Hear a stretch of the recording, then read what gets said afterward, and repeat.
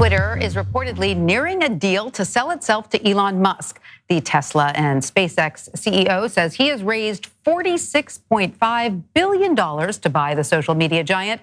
He proposed to buy Twitter for just over $54 a share, calling his bid, quote, the best and final offer. The company's 11-member board is reportedly finalizing the deal.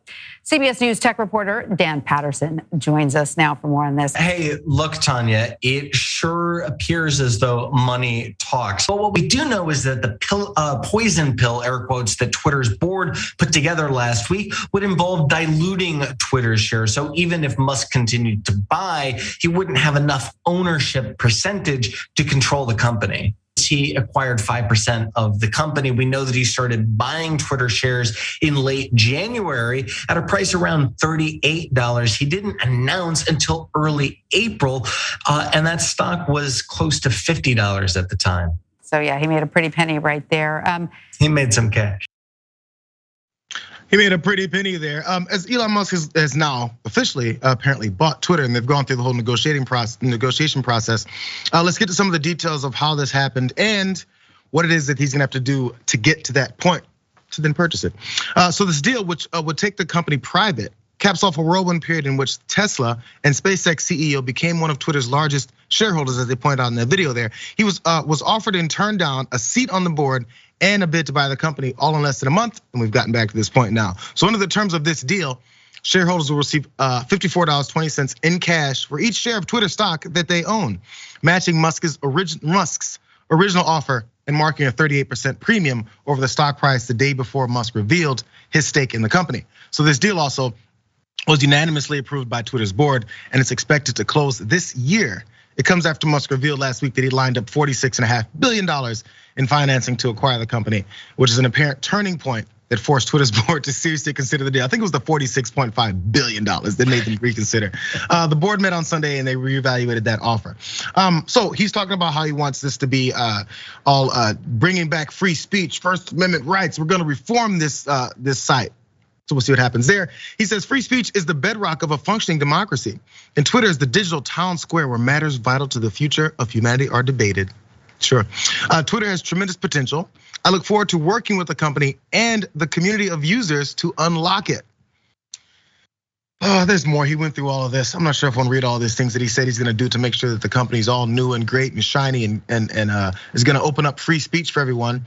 But the fact we have conservatives that have been celebrating this since the thought of it, I think what they're looking for is reversal of free speech and actually just unleashing and then hopefully capping sometimes the speech of folks that they don't really agree with. What are your thoughts, Dave? Well, first of all, if you're an investor in Twitter, sure, this is probably the right business decision for Twitter to do this. They're gonna make a lot of money. They're gonna make their investors a lot of money. And given the Twitter future, I think is kind of grim, this was probably the right decision for them financially. Having said that, social media is something of a cesspool, particularly the way Twitter operates. And if a social media platform like Twitter has a long-term future, it's because it is a credible platform. In other words, it's a platform where people can go and I can get hot takes or opinions or points of view that I may not have with myself, but just to sort of read them. But there's also got to be certain credibility. You can't just spew garbage out on a platform and expect that it's going to be profitable. And what I fear is that as somebody who's been using Twitter for a long time, Elon Musk is going to open the floodgates, and any conspiracy crackpot is going to be able to flood Twitter with just complete bile nonsense. And that doesn't help anybody. And I just don't think that his proposed changes to Twitter are gonna make any difference. He's gonna open the floodgates and it's gonna become even worse. Now, the thought is supposed to be that you open it up to all these folks so that you have this free reign of speech. And as you're pointing out, it can get pretty messy when you don't have much regulation over it. And honestly, I'm thinking there's this mass exodus to a degree that people are saying they're taken from Twitter. And if he goes to the route of what people are worried about, it's gonna happen on its own. It's gonna become another Truth Social. It's gonna, well, except it'll work. It's gonna become all these other sites that they're Getter and I forget the other one they've tried to push. And they're not happy there because it's just a bunch of them complaining to each other. They need someone to attack. They need someone to say that, oh, look what you said. And oh my God, we gotta post how much we hate the media. If you get rid of those aspects, which again, that's what those aspects are afraid of getting rid of, you're not really gonna have much of a functioning app and site in this discussion that you're talking about. Now, you mentioned, at least I was mentioning how Donald Trump and his Truth Social site, people also wondered, A, is this gonna bring back Trump to Twitter? Because he was booted, and this is one of the big things that conservatives were talking about. Let's jump down to graphic 8, you guys, because Trump responded to the thought of whether or not he would jump back on Twitter. Trump says he's gonna start using Truth Social. It launched 2 months ago. The platform has been plagued by technical glitches and slow signups. Praising Musk as a quote good man, Trump said that he's glad that the world's richest person bought Twitter, but claims that his platform is not competition. But no, I don't view that as a competition for what I'm doing, the one-term former president declared. This is a platform for my voice. Truth is a platform for my voice and my supporters. But what I want everyone to come over to Truth, conservatives, liberals, whatever. So he's still pushing his Truth Social. He's not coming back to Twitter. I remember when that was the thought, I was like, no, he's gonna feel like he's groveling back to the organization or the app that dismissed him. He can't have that, especially since he's already started Truth Social. I'm not sure if he doesn't think that's competition, but he's definitely promoting his over this one. Well, and it's all about, look, I know there's a group of billionaires that get together every year with their yachts in the Mediterranean or off the coast of Italy, whatever it is. And they all compare, look at the size of my yacht. Oh yeah, well look at my yacht, it's got a helicopter. This is what it's all about. It's the same thing with whether it's the race to space or whether it's social media. Donald Trump's got his own platform, but oh no, Elon Musk just came and bought the big one. So now Donald Trump's embarrassed because his is not as big as Elon Musk.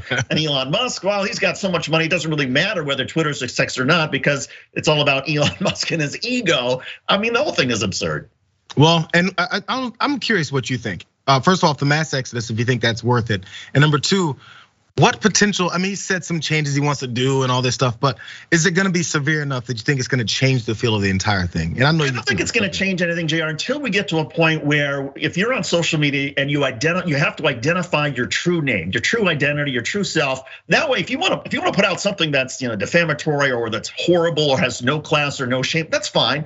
But don't hide behind anonymous screen names, anonymous pictures, behind anonymity to be able to put out this hatred. And until anybody's really willing to come forward and say, no, you must actually identify who you really are, I think it still continues to be this terrible platform where people can just say whatever they want. There's no consequences except, oh, maybe you get banned if you're threatening somebody, but if they catch you, and there's no consequence if you say something that's just flat out false. In fact, it's rewarding if you do, because then you'll get more followers, maybe you'll gain some kind of clout with the right circles, and you make money off of it. That's the way it's always been. That's what they're so upset about. I can't lie to make money because you'll boot me over it, and we know how that works.